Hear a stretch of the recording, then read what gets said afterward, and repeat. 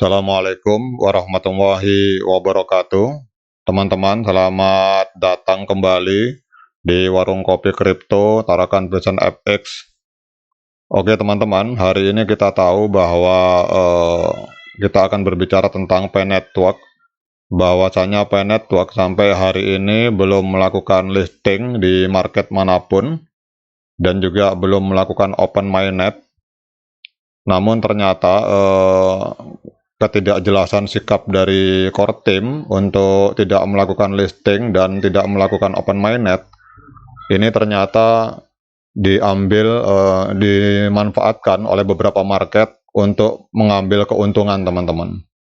Jadi kita tahu bahwa ketidaktegasan core team untuk melakukan tuntutan hukum atau melarang market di luar jaringan blockchain Pi untuk melakukan listing, itu tidak ada langkah apapun yang dilakukan oleh core team untuk mengambil tindakan kepada market-market yang melakukan penjualan Picoin IOU dengan memakai simbol-simbol dan logo dari Pi Network teman-teman.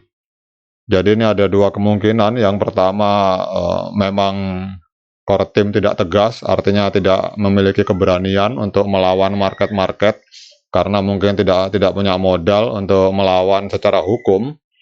Tapi kemungkinan kedua yang lebih masuk akal bagi saya adalah bahwa ada permainan di belakang layar di antara core team dengan market-market yang ada teman-teman. Karena kalau menurut saya memakai logo sebuah perusahaan kemudian menghasilkan keuntungan sampai jutaan dolar tanpa seizin dari pemilik perusahaan tersebut, itu menurut saya sebuah tindakan yang melanggar hukum.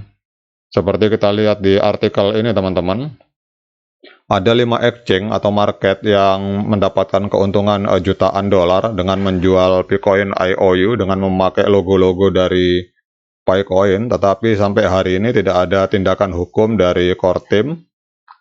Cuma hanya sekedar himbauan saja, dan ini menurut saya mengindikasikan bahwa memang ada main mata di antara core team dengan market-market yang ada. Kalau misalkan dikatakan bahwa core team tidak memiliki modal untuk melawan market-market tersebut di pengadilan, itu menurut saya itu saya serahkan kepada teman-teman, mungkin ada pendapat lain. Karena tetap pada prinsipnya memakai logo dari sebuah perusahaan, dalam hal ini Picoin ini adalah logo yang secara hukum adalah milik dari social chain, yaitu perusahaan yang mengeluarkan Pi Network. Ini kalau memakai logo ini tanpa seizin dari perusahaannya, tanpa kemudian dia menghasilkan keuntungan sampai jutaan dolar, ini menurut saya sebuah hal yang luar biasa teman-teman. Tidak ada indikasi lain selain bahwa core team mungkin ada main mata dengan market-market tersebut di belakang layar teman-teman, karena adanya pembiaran tersebut. Mungkin teman-teman ada pendapat lain, tapi kita akan langsung bahas di artikel ini. Ada 5 exchange atau 5 market yang melawan kebijakan dari core team untuk tidak melisting Picoin, tetapi mereka tetap melisting dan menghasilkan keuntungan jutaan dolar bagi market tersebut teman-teman. Di sini yang kita akan bahas 5 market teman-teman. Jadi Pi Network ini sebuah proyek mata uang kripto terdesentralisasi, telah mendapatkan perhatian yang signifikan karena pendekatannya yang unik terhadap penambangan dan visinya untuk menciptakan mata uang digital yang ramah pengguna. Namun, core team yang bertanggung jawab atas pengembangan dan distribusi Picoin telah mengeluarkan perintah yang melarang perdagangan Picoin IOU di bursa eksternal. Walaupun demikian, karena ketidaktegasan sikap pelarangan tersebut, beberapa bursa telah memutuskan untuk mengabaikan instruksi itu dan tetap menjual Picoin IOU kepada investor yang antusias. Jadi dalam video ini kita akan membahas 5 market yang mendapatkan keuntungan jutaan dolar dari ketidaktegasan core team pada saat market-market tersebut menggunakan logo-logo Picoin untuk menciptakan keuntungan bagi diri mereka pribadi teman-teman. Yang pertama kita akan bicara tentang Hotcoin. Ini dikenal karena beragamnya penawaran altcoin ini adalah salah satu bursa yang telah mengabaikan perintah core team. Meskipun ada risiko terkait perdagangan IOU, ini Hotcoin telah mencantumkan Bitcoin IOU dan memungkinkan para penggunanya untuk melakukan perdagangan, teman-teman. Kemudian yang kedua adalah Bitmat. Ini adalah sebuah platform perdagangan aset digital global yang populer. Ini juga memilih untuk mengabaikan instruksi dari core team dari Pi Network. Jadi dengan mencantumkan Bitcoin IOU, Bitmat memberikan akses kepada para penggunanya untuk melakukan perdagangan spekulatif terhadap Bitcoin tersebut, teman-teman. Kemudian yang ketiga adalah sebuah market besar, teman-teman. Ini termasuk salah satu market raksasa di dunia kripto, adalah Huobi. Jadi meskipun ada peringatan dari tim inti, dari core team, Huobi tetap melisting, memperjualbelikan Bitcoin IOU di platform miliknya, teman-teman.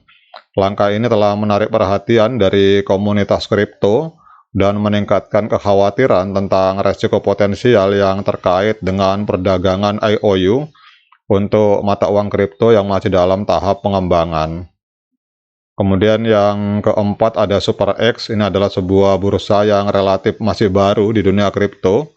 Ini juga dengan berani telah menempatkan dirinya sebagai salah satu bursa yang melanggar perintah dari tim inti atau core team dari Pi Network dan memenuhi permintaan dari sebagian audiennya untuk melakukan spekulasi di Picoin, teman-teman. Kemudian yang kelima yaitu xt.com.